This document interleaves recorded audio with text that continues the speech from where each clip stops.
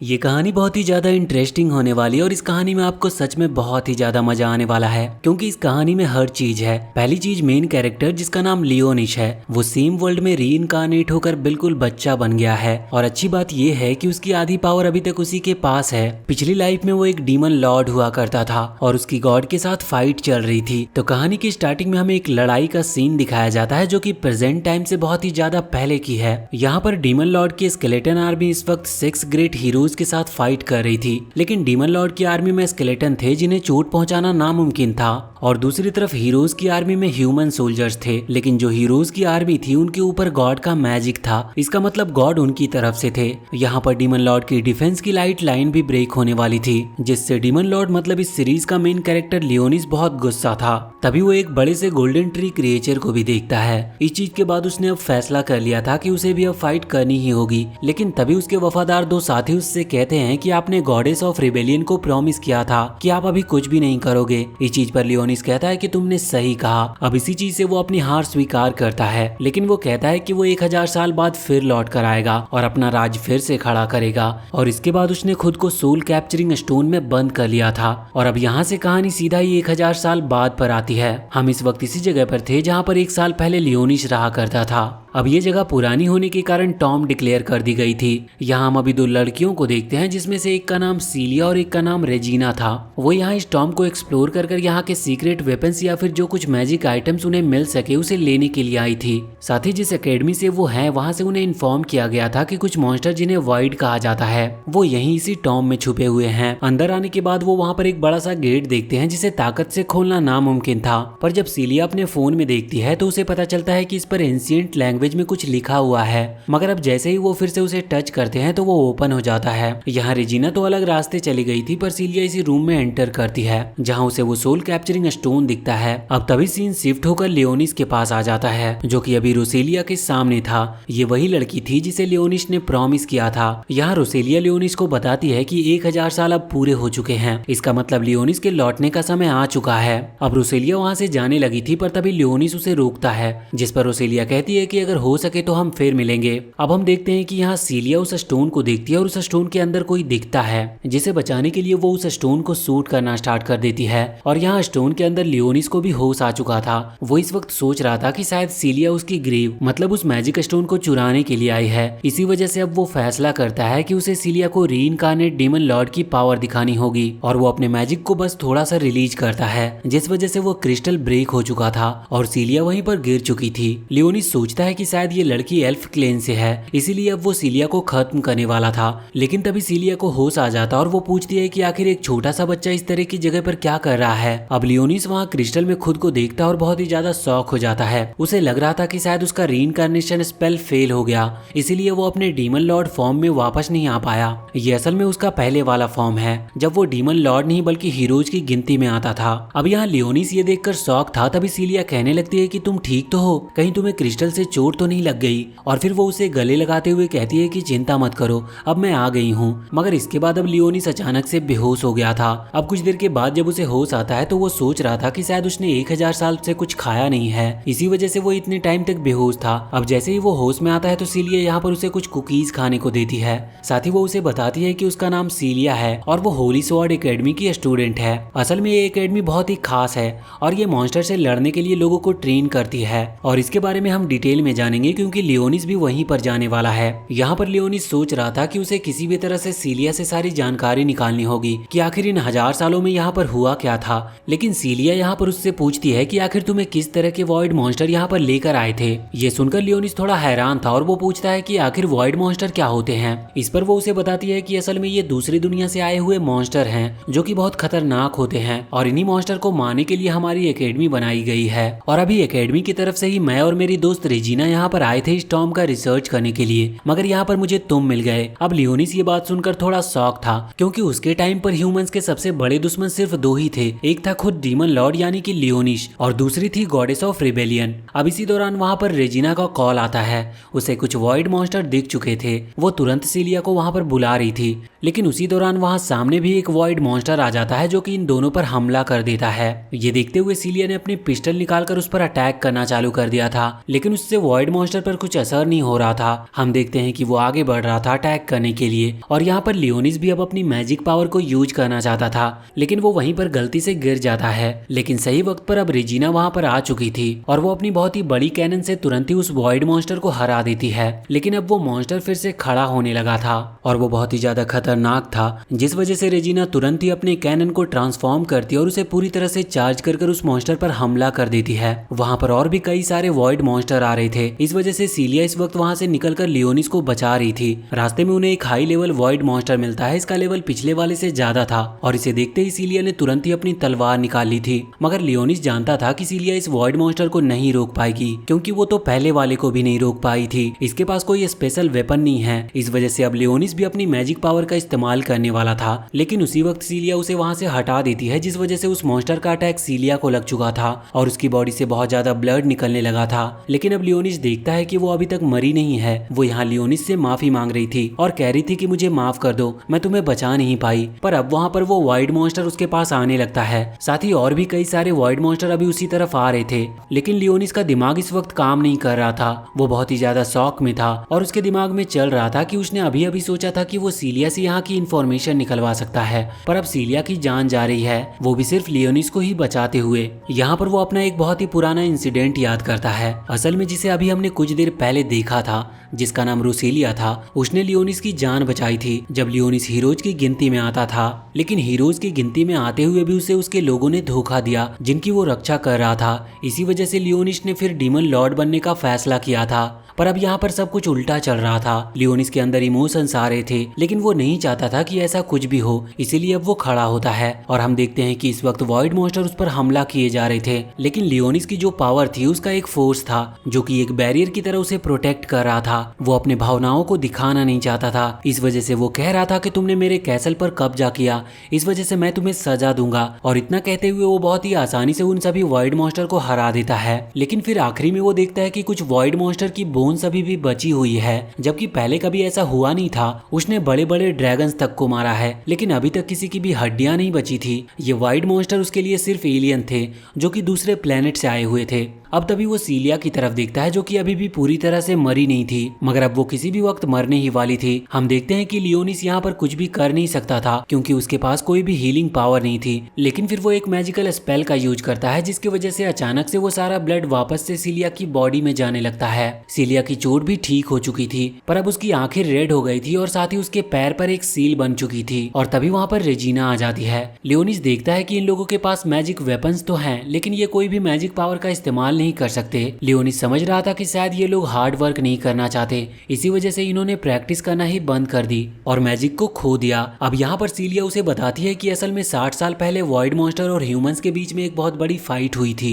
इस फाइट में void monster जीत गए थे, लेकिन उसके बाद सभी चिल्ड्रंस को एक पावर मिली जिसे होली पावर कहते हैं।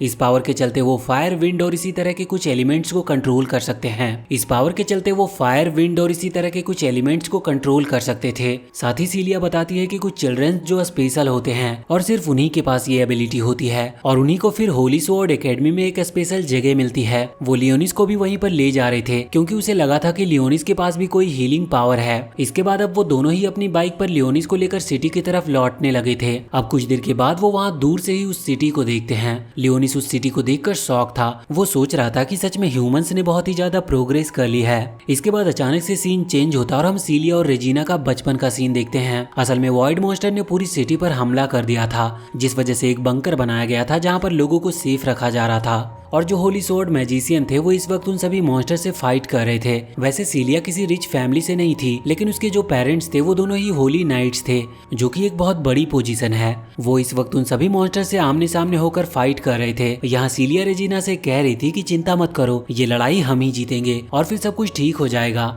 लेकिन जब ये लड़ाई पूरी तरह से खत्म होती और वो लोग वहाँ से बाहर निकलकर सिटी को देखते हैं तो सिटी पूरी तरह से तबाह हो चुकी थी। वैसे एक और चीज, ये जो होली नाइट होते हैं ये वही लोग बन पाते हैं जो कि बचपन में ही अपने पावर को हासिल कर लेते हैं। अगर उनके अंदर कोई स्पेशल एबिलिटी होती है तो उन्हें ये पोजीशन दी जाती है। वैसे इस सबके बाद अब वो लोग सिटी की तरफ पहुंच चुके थे। सिटी के पास पहुंचने के बाद सिलिया लियोनिस से कहती है कि वैसे ये सिटी अभी घूम नहीं रही है, लेकिन अपनी जगह ये चेंज कर सकती है। अभी वॉइड मॉन्स्टर के चलते इस सिटी को यहीं पर रोका गया है और इसी वजह से हम यहाँ टॉम में आए थे। मगर अभी लियोनिस को कुछ भी समझ नहीं आया था, क्योंकि ये सिटी सच में बहुत ही ज्यादा बड़ी थी। तो एक इतनी बड़ी सिटी अपनी जगह कैसे चेंज कर सकती है। वैसे लियोनिस के मन में इस वक्त चल रहा था कि उसे किसी भी तरह से अपने डीमन लॉर्ड आर्मी को फिर से बिल्ड करना होगा, लेकिन उसे समझ नहीं आ रहा था कि वो ऐसा कैसे कर पाएगा। फिर उसे एक आइडिया आता है और वो आइडिया क्या है ये हमें कुछ देर में पता चलेगा। अभी तो वो सोच रहा था कि उसे जल्द से जल्द यहाँ की जितनी इन्फॉर्मेशन मिल सके उतनी इन्फॉर्मेशन निकाल लेनी चाहिए। लेकिन अब सिलिया और रेजिना को वहाँ से कहीं पर जाना था। वो उससे कहते हैं कि हम कुछ देर में लौट कर आएंगे। अभी लियोनिस वहीं पर पास ही एक पब्लिक टॉयलेट में जा रहा था और वो वहाँ पर जाकर दो नाम लेता है, एक सैरी और एक ब्लैकश। यहाँ पर हमें पता चलता है कि जो सैरी है वो लियोनिस की मेड है और जो ब्लैकस है वो असल में एक डॉग है, लेकिन लियोनिस उसे अपना सबसे अच्छा दोस्त मानता है। वैसे ब्लैकस को प्रिंस और शैडो रेल्म भी कहा जाता है। यहाँ पर दोनों ही लियोनिस के पुराने फॉर्म को देखकर शॉक थे। यहाँ पर ब्लैकस कह रहा था कि मैं तुम्हारा ये रूप पहली बार देख रहा हूँ और सॉरी कह रही थी कि आप इसमें ज्यादा अच्छे दिख रहे हो। लेकिन लियोनिस कहता है कि देखो ये सब बातें बाद में होती रहेगी, अभी मैंने तुम्हें एक मदद करने के लिए बुलाया है। अब वो पूछते हैं कि कैसा फेवर। इस पर लियोनिस उन दोनों को ही सिचुएशन समझाता है कि 1000 साल बीत चुके हैं। मैंने सोचा था मैं फ्यूचर में आकर अपनी डीमन आर्मी खड़ी करूंगा, लेकिन यहाँ पर आकर मुझे पता चला है कि धरती पर से ये मैजिक ही खत्म हो चुका है। वैसे अभी ब्लैकस कह रहा था कि हाँ मुझे यहाँ अपना वाला मैजिक स्मेल नहीं हो रहा, लेकिन अभी भी मुझे यहाँ किसी दूसरे तरह की मैजिक फील हो रही है। अब लियोनिस कहता है कि मैं चाहता हूँ कि हम हमारी डीमन आर्मी फिर से खड़ी करें, लेकिन उसके पहले जितनी हो सके उतनी ज्यादा हमें इन्वेस्टिगेशन करनी होगी, क्योंकि अब पूरी दुनिया चेंज हो चुकी है। हमें इन्फॉर्मेशन नहीं मिली तो हम इन लोगों का कुछ बिगाड़ नहीं पाएंगे। अब इसके बाद लियोनिस वहाँ से जाता है चेकिंग के लिए, पर वो मशीन अचानक से अलार्म बजाने लगती है, पर लियोनिस ने अपने मैजिक स्पेल की मदद से उसे ठीक कर दिया था। बाद में उसे एक कार्ड मिलता है जिसमें उसकी आइडेंटिफिकेशन लिखी जा चुकी थी। तभी सिलिया वहाँ पर आती है और कार्ड में फोटो खींचने लगती है। अब लियोनिस पूछता है तो वो बताती है कि यही इस सिटी में रहने के लिए सबसे जरूरी चीज है। अगर तुमने इसे खो भी दिया तो मेरे पास इसकी फोटो है, जिससे तुम किसी भी प्रॉब्लम में नहीं फंसोगे। अब लियोनिस यहाँ पर सिटी घूमने का डिसाइड करता है, जिसके बाद सिलिया उसे बाइक पर सिटी की तरफ ले जा रही थी। अब सिटी में बहुत ही शांति थी, तो लियोनिस पूछता है कि अगर वॉइड मॉन्स्टर अटैक कर रहे हैं फिर ये सिटी इतनी शांत कैसे हो सकती है।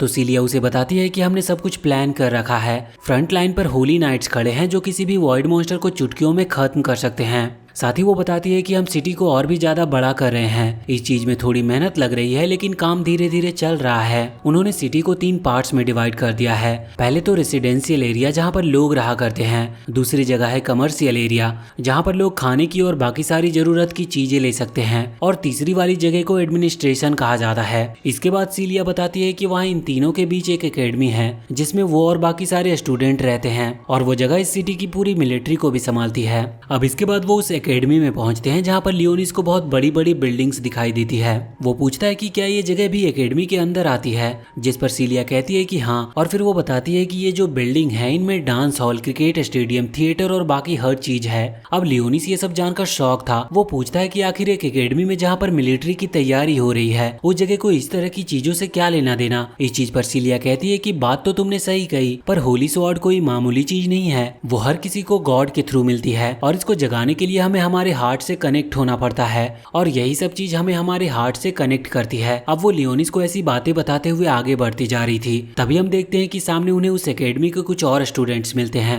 यहाँ सिलिया की ही क्लास का एक लड़का था और उसके साथ और 4 लड़कियां भी थी। वो लड़का देखकर ही लग रहा था कि वो बहुत ही ज्यादा घमंडी टाइप का है। वो यहाँ पर आते ही सिलिया का मजाक उड़ाने लगता है। असल में सिलिया ने अभी तक अपनी होली स्वॉर्ड को फाइंड नहीं किया था और इसी वजह से वो उसका मजाक उड़ा रहा होता है और कह रहा था कि तुम इस बच्चे के साथ यहाँ पर क्या कर रही हो, लेकिन वैसे भी अब तुम्हारे बराबर के स्टूडेंट तुमसे बात ही नहीं करते होंगे क्योंकि तुम्हारे पास कोई पावर ही नहीं है। लियोनिस को ये चीज देखकर थोड़ा गुस्सा तो आता है, लेकिन फिर वो सोचता है कि उसे यहाँ पर कुछ भी बोलने की जरूरत नहीं है। यहाँ पर वो लड़का कह रहा था कि तुम मेरा ग्रुप ज्वाइन कर सकती हो, उसके बाद मैं तुम्हें एकेडमी से निकाले जाने से बचा सकता हूँ। लेकिन अब सिलिया के मना करने के बाद वो लड़का रिवील करता है कि वो बिल्कुल भी अच्छा नहीं है। वो सिलिया को खुद के बेनिफिट के लिए ज्वाइन होने को कह रहा था। वैसे बाकी वो 4 लड़कियां भी इसीलिए इसके साथ है क्योंकि वो लड़का या तो ज्यादा पावरफुल होगा या फिर उसकी आगे तक पहुंच होगी, और वो इसीलिए सीलिया को अपने साथ अपने ग्रुप में ज्वाइन होने को कह रहा था, जिससे कि वो उसे भी इसी तरह से अपना सर्वेंट बना सके। यहाँ पर लियोनिस नोटिस करता है कि जो 4 गर्ल्स थी वो किसी भी तरह से रिएक्ट नहीं कर रही थी।